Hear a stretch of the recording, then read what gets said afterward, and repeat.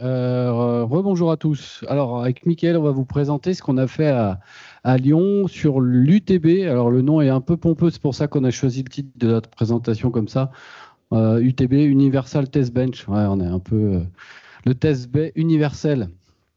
Bon, vous verrez qu'il n'est pas tout à fait universel, mais en tout cas, il nous a permis d'adresser un certain nombre de problématiques qu'on avait en interne. Un petit peu d'histoire. 2018, je suis contacté au téléphone. On a 24 châssis complètement équipés qui reviennent de Taishan. On ne sait pas quoi en faire. On va les foutre à la benne, en gros. Est-ce que ça vous intéresse? Bon, dit comme ça, on ne savait pas trop. Et puis on a dit, bah oui, envoyez-les nous à Lyon et on verra ce qu'on en fait plus tard. Donc on ne savait même pas ce qu'il y avait dedans. Hein. On savait juste... C'était les bandes tests qui avaient permis de valider le contrôle commande opérationnel de Taishan, donc à base de SPPAT 2000, donc un automate Siemens. On savait que c'était du National Instruments, etc., mais sans trop d'infos. Donc au final, voilà ce qu'on a récupéré. Donc ça a été utilisé dans les années 2010 sur le site de Taishan, et nous on l'a récupéré en 2017-18 à Lyon. On va voir la photo d'après, ce sera peut-être un peu plus précis. Voilà, donc c'était des bancs complètement autonomes, intégrés, avec un onduleur, un réseau d'alimentation 24 volts, un châssis PXI équipé des différentes cartes qu'on a citées tout à l'heure ici, avec un contrôleur embarqué, qui était pour le coup obsolète, puisqu'il tournait avec un Windows, tu te souviens? Ouais, un XP, ouais, un XP. Et puis, on avait développé pour ce projet à façon ces racks de connecteurs. Ces racks de connecteurs, c'est des racks RJ45 qui permettent de... En éclatant le RJ45, on a un réseau de fils, de brins qu'on vient ensuite connecter sur notre design sous test par des borniers spécifiques. Donc, on a récupéré ça en l'état et on s'est dit qu'est-ce qu'on va pouvoir en faire. Déjà, on a vérifié qu'effectivement, les cartes, elles étaient encore... assuré chez Eni. Le châssis, lui, c'est du PXI, donc il était potentiellement en obsolescence assez vite. Néanmoins, en interne, dans la BU, alors c'était pas encore vraiment la BU INC à l'époque, mais en tout cas, on avait à Lyon, nous, la mission d'assurer les rénovations du parc. Et au titre de ces rénovations du parc, pour tout ce qui concernait les systèmes non classés, non critiques, on avait quand même très souvent des besoins de prototypage, simulation, pour venir soit tester nos équipements à rénover, soit faire un petit peu de R&D ou de pré-faisabilité. Donc on s'est dit, on va essayer de valoriser ça pour ces besoins spécifiques et on va réfléchir en gardant le matériel, parce qu'il avait l'air partiellement obsolète, mais malgré tout, on avait beaucoup de pièces détachées. Et voilà, ça valait un petit peu d'argent, donc on s'est dit on va essayer au moins de réutiliser tout ce qui est hardware et on va refondre le logiciel qui attaque tout ça pour répondre à la plus grande catégorie, plus grande échelle de besoins qu'on a besoin d'adresser. Bon, on s'est dit ok, c'est bien beau, on va faire un test bay universel, mais il faut qu'on fasse attention quand même à certains critères. On ne pourra pas tout faire, on ne pourra pas tout adresser. Donc il faut que ça soit quelque chose de modulaire, d'adaptable, d'évolutif. Il faut que ça reste pas très cher, parce qu'on est souvent challengé. Si le moyen de test coûte plus cher que le système à tester, ça devient compliqué. Et il faut que de toute façon, ce projet soit un peu le standard pour nous. Dès qu'il y a ce genre de besoin adressé, il faut qu'on essaie de le placer pour faire du ROI et puis étoffer au fil et à mesure des différents besoins qui viendraient se greffer la palette d'interfaces qu'on pourrait être amené à gérer. Donc ça s'est fait un petit peu en mode incrémental. On a commencé par des projets, des besoins assez simples, uniquement de l'IO, avec une faible densité d'IO, avec très peu de critères de performance, de précision. Et puis petit à petit, on s'est rendu compte qu'il y avait des besoins supplémentaires qui arrivaient en termes d'interface réseau en particulier et autres.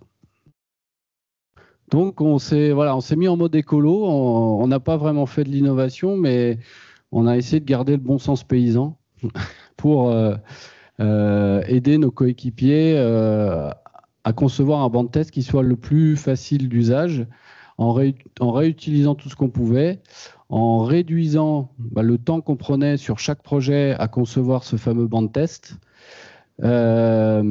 et à recycler, on le verra après, mais recycler, on peut le mettre à plusieurs sauces. Nous, c'était l'idée de dire que de projet en projet, on allait recycler cet outil et le réutiliser à volonté.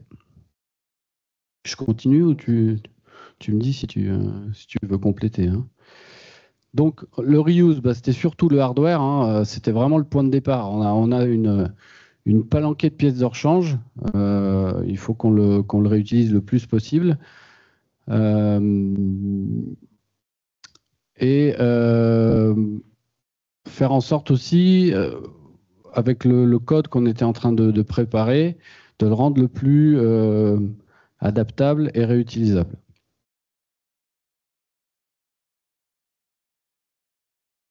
Voilà.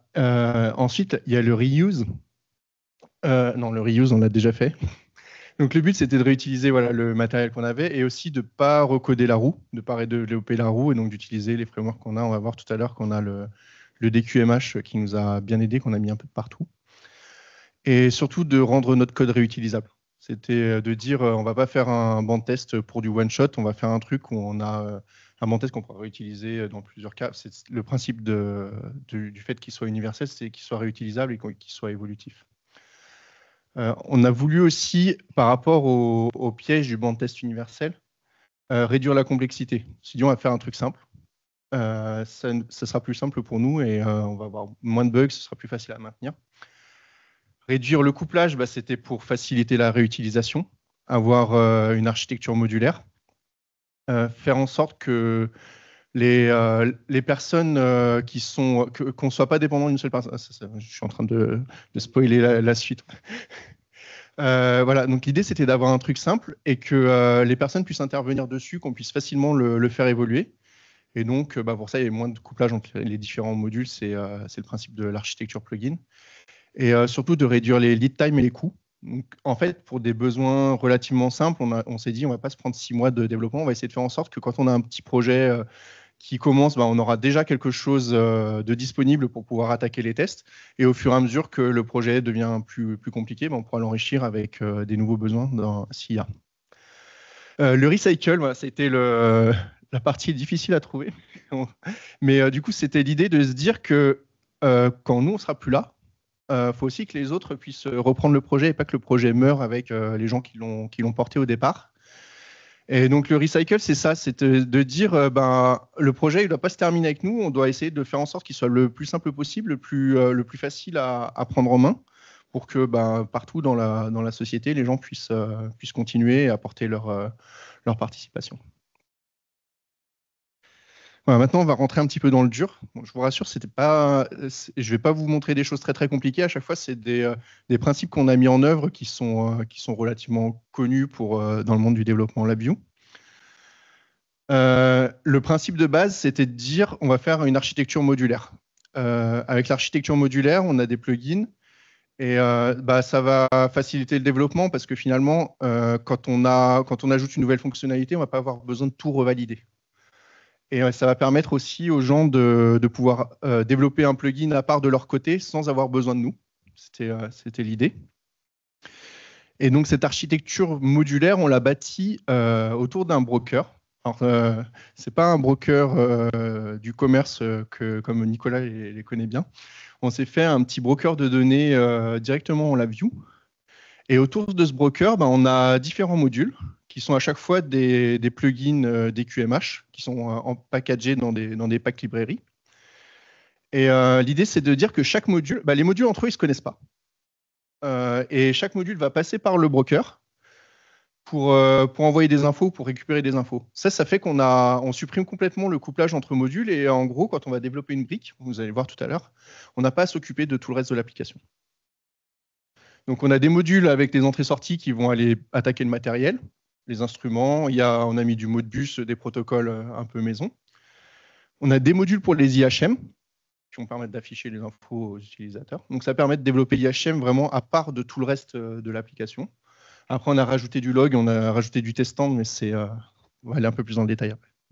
Oui, il y a aussi une dimensionnante qu'on n'a pas notée, mais qui était très importante, c'est de faire un abstract layer. C'est-à-dire que les ingénieurs de validation chez nous, ils raisonnent en variables, en signaux. Ils ne raisonnent pas en data numéro 3 de la carte 25. Donc il fallait qu'on arrive à faire cette abstraction pour que les gens qui fassent la validation du système ensuite raisonnent à partir de leur spécification test. Leur spécification test, elle va parler de signaux. Ce signal, il peut venir aussi bien d'une carte d'acquisition, d'un réseau, ou quelle que soit l'interface. Voilà, donc c'est aussi l'avantage du broker, c'est que ce broker permet de donner à l'ingénieur de validation un niveau d'abstraction.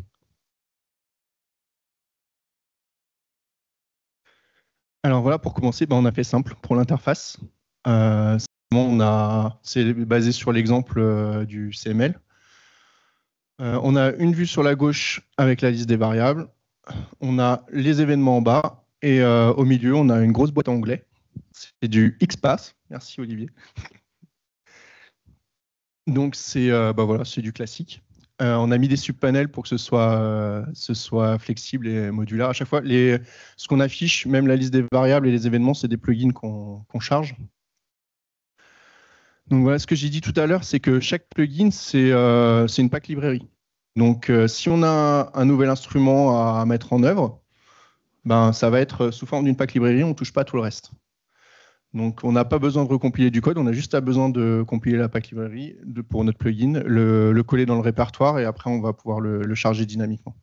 Donc, ça facilite beaucoup la validation et surtout le fait qu'il y ait des personnes qui puissent travailler de manière autonome complètement sur leur plugin. Les vues, c'est pareil. En fait, on a fait des plugins spécifiques, mais qui servent à afficher des choses, mais en fait, ils fonctionnent exactement de la même manière. Et en fait, ensuite, ce qu'on fait, c'est que dans le Xtab, chaque plugin, on va le charger sous forme d'onglet. Donc, on a la possibilité, normalement, on sépare les vues des plugins d'acquisition. Les plugins d'acquisition, ils ne sont pas affichés. Mais on peut très bien les afficher si on veut faire du debug ou des choses comme ça. Et donc, en fait, l'étape de configuration de l'appli principale, ça va simplement consister à choisir quel plugin on va charger. Donc, on a une liste avec les vues, où on met le nom de l'onglet, le nom du plugin qui va correspondre au nom de la pack librairie et un fichier de configuration. On a la même chose pour les modules qui vont fonctionner exactement de la même manière, mais que l'utilisateur ne verra pas.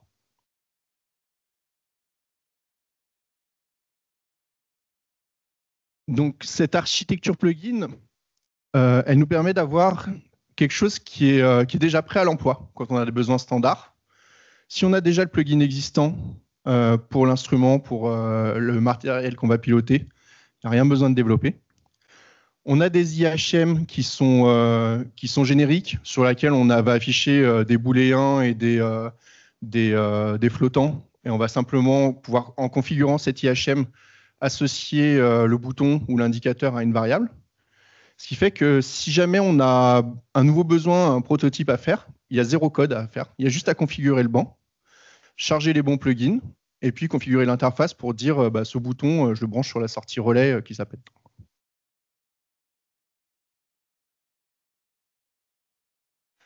Alors, à quoi ressemble un plugin? Comme je l'ai dit tout à l'heure, c'est basé sur des QMH. On n'a rien inventé, on a voulu faire simple. On a des templates qui correspondent aux plugins existants, en fait. Donc, on a des templates de plugins. On peut partir d'un ancien plugin et le modifier pour créer un nouvel instrument ou une nouvelle vue. Et on a une classe d'interface. L'idée d'avoir des plugins indépendants, c'est vraiment que on a poussé le vice, on va dire, pour que vraiment on puisse dire ce plugin il est indépendant, il y a une personne qui peut travailler dans son coin et travailler dessus, c'est un projet. C'est dans notre GitLab, c'est aussi un repository dédié pour un plugin. Donc on est vraiment complètement autonome et on peut dire, ben, il y a quelqu'un, je ne le connais même pas, il a envie de se développer son plugin dans son coin, ben, il part d'un plugin existant et puis il se dit, bah, tiens, moi je vais faire mon plugin et je vais le rajouter. Un petit complément, ça nous permet en fait de livrer, nous, côté R&D, un outil déjà basiquement fourni d'un certain nombre de plugins. Ouais. D'un certain nombre de plugins de base, on sait qu'ils sont obligatoires. Hein, c'est les plugins qu'a présenté Mickaël rapidement, le log, la gestion des entrées-sorties, quelques vues de base. Et ensuite, c'est le projet qui va utiliser UTB, qui va nous dire, bah, moi, j'ai besoin de faire la RS 485. Bon, bah, on ne l'a pas au catalogue. C'est le projet qui va financer ça et qui va développer le plugin, le valider, et ensuite on l'intégrera à la librairie UTB au sens large si besoin. Mais ça nous permet, nous, d'avoir déjà une solution de base qu'on peut fournir à tous les projets.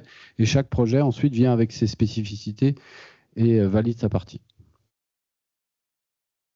Et comme j'ai dit tout à l'heure que c'était des plugins DQMH, ben on peut directement les tester de manière indépendante. Donc on a les testeurs DQMH, on peut lancer le plugin, l'exécuter sans avoir besoin de l'exécutable de base d'UTB. Et vraiment tout tester, valider directement juste avec notre plugin.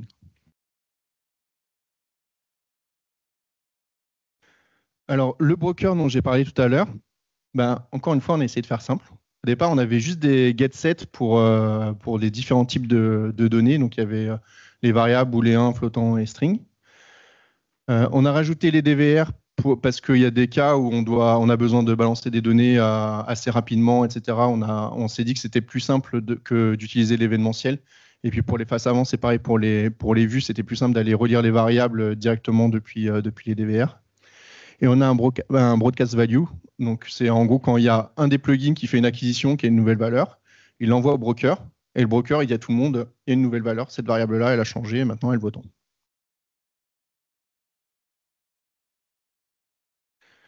Je vais vous faire un petit exemple. C'est vraiment le plus simple. Le plus simple possible, c'est les sorties d'Akemix, sorties digitales. Ce qu'on a fait, c'est qu'on utilise des voies virtuelles globales. Donc, rien de plus simple. On configure tout dans Max. Notre voie, elle a un nom. Et ensuite, dans l'Akemix, on va appliquer une valeur sur la voie à partir de son nom. Le plugin, alors, il a à chaque fois deux modules DQMH. Il y a le Settings Editor qui permet de le configurer et le module principal. Ici, pour configurer notre module de sortie numérique, tout ce dont on a besoin, c'est la liste des voies. On a même un truc qui va aller lire la config max automatiquement pour charger les voies. Mais voilà, dans sa configuration, donc on peut lui mettre un fichier de configuration, on lui dit simplement quelle voie il doit piloter. Et ensuite, dans sa face avant, alors lui, c'est un module I/O, on n'a pas besoin de l'afficher. Normalement, l'utilisateur n'a pas besoin de le voir. Mais vu qu'on veut pouvoir le tester, et puis en fait, dans les faits, on l'utilise pour du debug. On voit simplement la liste des voies, on choisit la voie qu'on veut piloter, on clique sur le bouton pour changer sa valeur.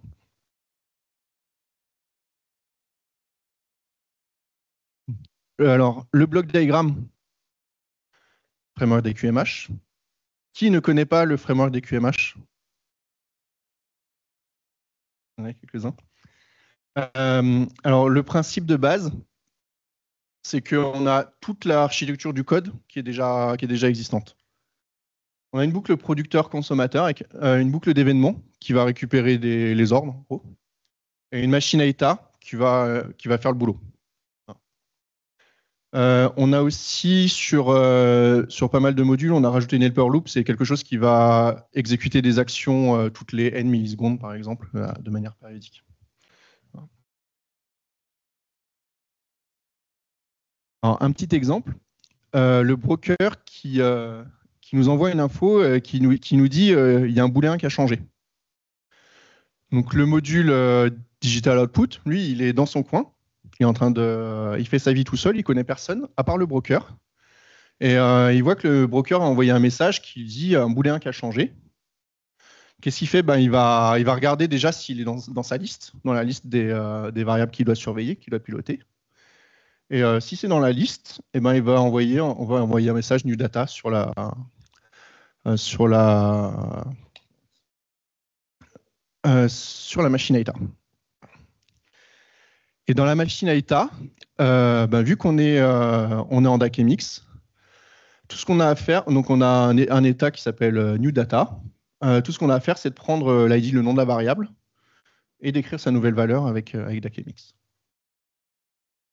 Ce qu'on fait aussi, c'est qu'on affiche, on met à jour la valeur du bouton pour l'utilisateur. Voilà. Donc ça, c'est super simple. Je ne sais pas ce que vous en pensez. Ouais.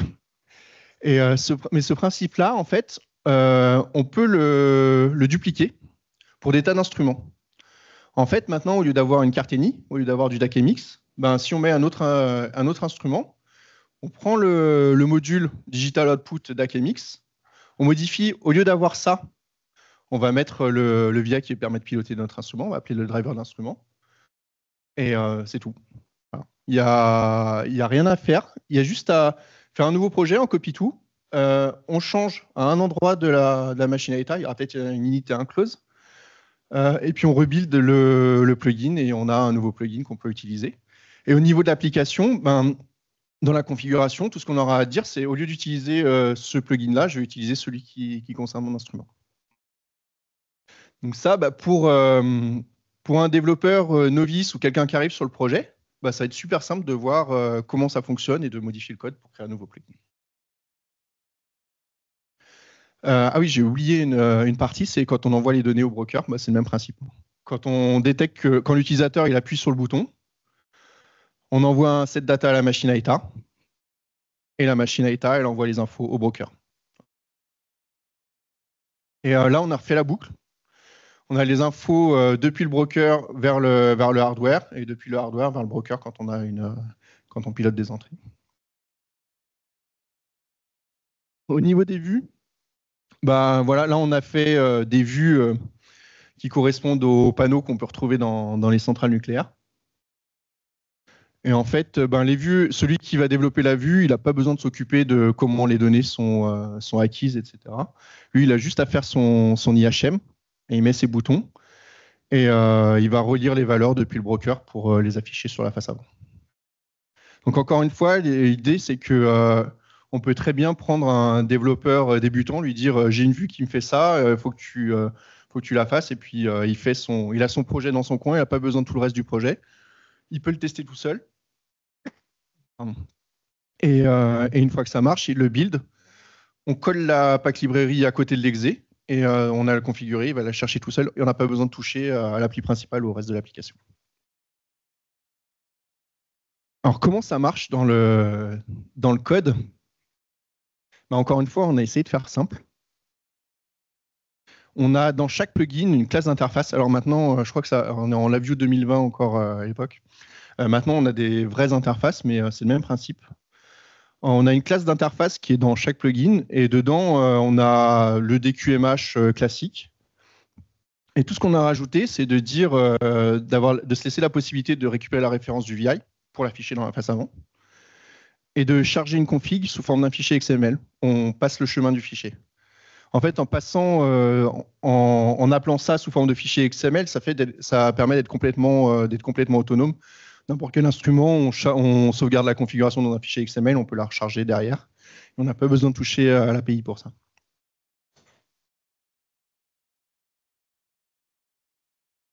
Et donc, dans l'application principale, quand on a besoin de charger un plugin, on a juste besoin du nom du plugin. Et on va chercher dans l'arborescence du disque où il est. Et grâce à notre classe d'interface, on va pouvoir récupérer une classe. Et grâce à cette classe, quel que soit le plugin, on va pouvoir appeler les fonctions DQMH classiques, et on va pouvoir récupérer le VI, la référence de la face avant pour l'afficher. Et avec ça, on a fini, on n'a plus qu'à démarrer les modules. Donc pour démarrer les modules, c'est pareil, on a notre classe d'interface, c'est du DQMH. Donc on a le nom du plugin qu'on veut démarrer. On récupère la classe, et puis quel que soit le module, on appelle les fonctions d'interface. Donc ça c'est le démarrage classique de DQMH. On démarre le module, on synchronise les événements. On va charger le fichier de config. Et puis voilà, on a notre tableau avec tous les modules qui ont été chargés en mémoire qui sont en train de tourner. Pour les afficher dans la face avant, pareil, avec notre classe d'interface, on récupère la référence, on l'affiche dans le Xtab et on a gagné. J'ai oublié de dire quelque chose pour ceux qui ne connaissent pas DQMH, c'est que les plugins, les modules DQMH peuvent être clonables. Donc, par exemple, si on a 12 fois le même instrument, on développe une fois le plugin et on peut le charger 12 fois en parallèle. On va arriver à teststand, j'en ai parlé un petit peu au début. Comme vous avez vu, jusqu'à maintenant, je vous ai parlé de la view. Quand on fait un banc teststand, en général, c'est teststand qui dirige le banc. C'est lui qui est le maître, et maintenant, c'est plus le cas. Voilà, donc teststand, maintenant, c'est une vue, comme une autre. Donc on a fait un plugin. Dedans, on a mis l'interface teststand, et on peut l'afficher comme ça dans la vue. En fait, c'est toujours l'application classique qui va tourner en standalone, qui est l'application manuelle. Et teststand, lui, il va venir. Et comme les autres modules, il connaît que le broker. Donc, comme il connaît que le broker, il va tourner en parallèle. Il va pouvoir appeler l'API du broker pour changer des variables et pour relire des variables. Et il y a aussi un truc qui est vachement sympa pour faire du debug. C'est qu'on peut lancer secedit en parallèle de l'application. Et en fait, on peut lancer l'application UTB en manuel. Et quand on est en train de développer notre séquence qu'on veut la débugger, un peu comme Instrument Studio, c'est ça? En fait, on utilise notre appli comme un méga soft panel de tous nos instruments ou de notre appli. On peut dérouler la séquence testant à part. Et en fait, elle, si on lui dit que l'adapteur qu'elle doit utiliser, c'est l'UTB, elle va pouvoir aller taper dans l'application UTB, aller chercher la librairie du broker et appeler les vieilles d'API du broker, alors que l'application est en train de tourner dans son coin et le séquence editor, il est dans son coin aussi. Donc ça, ça fait qu'on a une application manuelle et à côté, on a teststand, on a le séquence editor et on peut s'amuser, faire tout ce qu'on veut.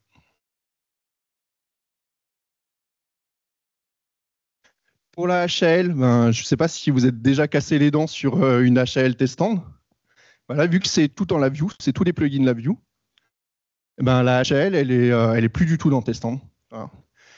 La HAL, ça va consister simplement à configurer nos plugins, choisir le bon plugin et associer le nom d'une voix à une voix qui correspond à notre instrument dans notre plugin.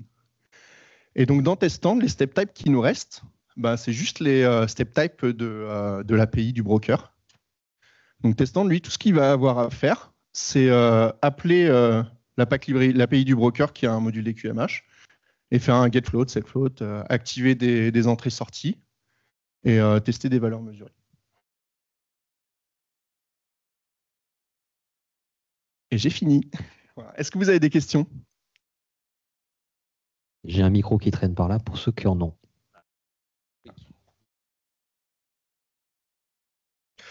Oui, déjà, merci pour ta présentation. Je me posais la question sur les modules DQMH, j'ai un peu posé la question à Olivier tout à l'heure. Tu as des dépendances au data broker au niveau de ton module, que ce soit au niveau des views ou des plugins d'instruments ou d'interface vers du matériel. Comment tu fais pour tester ton module si tu n'as pas ton data broker qui tourne à côté? Mon data broker, il est dans un module aussi. Donc c'est une pack librairie. Et mon module, quand je vais le lancer, s'il voit que le data broker ne tourne pas, il va le lancer. Même si oui, parce qu'en fait, l'idée, c'est que tu es décorrélé entre tes modules. Oui. Donc, tu n'as pas de couplage. Si tes données doivent être émulées depuis un autre module, tu dois faire communiquer deux modules entre eux, tu passes par ton data broker. Du coup, tu as quand même un chaînage de dépendances qui peut être plus ou moins profond, plus ou moins... En fait, par exemple, si j'ai un module qui fait du traitement de données, je veux le tester. Ce que je vais faire, c'est que dans son VI de test, dans des QMH, il y a toujours un testeur. Si lui, la variable qu'il doit tester, s'il doit faire un traitement sur une température, par exemple, dans mon module de test, je vais mettre un bouton avec la température et je vais appeler le broker pour envoyer la nouvelle température au broker depuis ma fonction de test. Et mon module, lui, il est à côté. il y a le broker qui va lui dire oh, la température a changé, la température a changé, et puis il va pouvoir traiter la température. Donc après, c'est dans le module de test. Si on veut tester vraiment le plugin indépendamment, c'est dans son module de test qu'on va rajouter des fonctions qui vont permettre de le tester.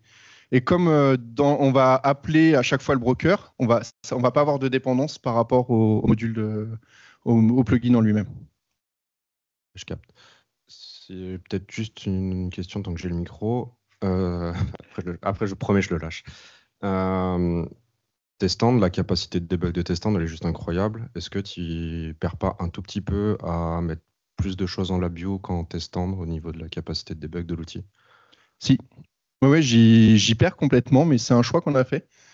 En fait, l'idée, c'était qu'il y ait le maximum de gens qui soient capables de l'utiliser. Et les développeurs, souvent, quand on leur parle de Testand, ça leur fait peur.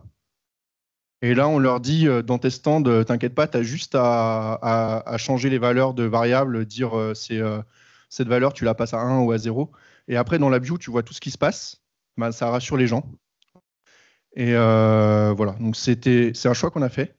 Oui, en fait, nous, on est sur des tests de validation système, donc on est sur une utilisation de Testand qui était nulle à l'époque, zéro, hein, personne connaissait, en tout cas sur les équipes de validation.